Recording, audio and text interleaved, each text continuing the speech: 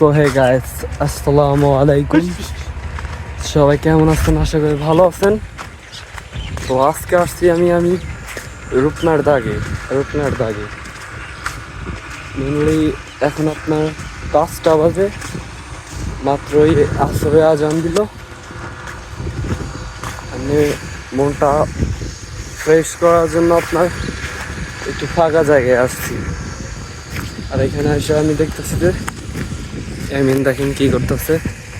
আর কয়েকটা ভেড়া আছে না, সেই ভেড়াগুলারে আপনার খিলাইতেছে, ঘাস খিলাইতেছে। দেখাইতেছি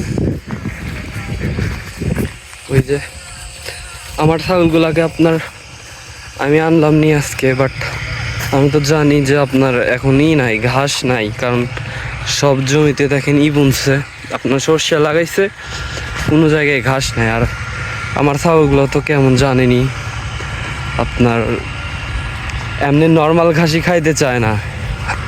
আর আপনার এইখানে তো ঘাস নাই খাই, তাইলে তো আরও খাইব না, শুধু শুধু আইনা আপনার প্যারাই পড়তে হইব। এর জন্য আমার ছাগলগুলাকে আমি আনি নাই।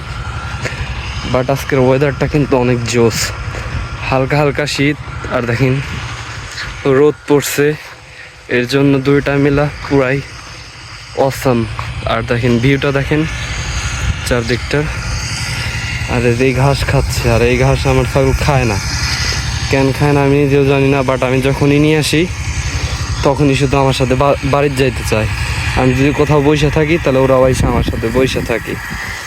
এর জন্য আমার ছাগলকে আমি আনি না। এর আগে আনছিলাম, 2 দিন আমি আনছিলাম, বাট ঘাস খায় না, শুধু দৌড়দাপ পারে, গুতাগুতি করে, এই তো।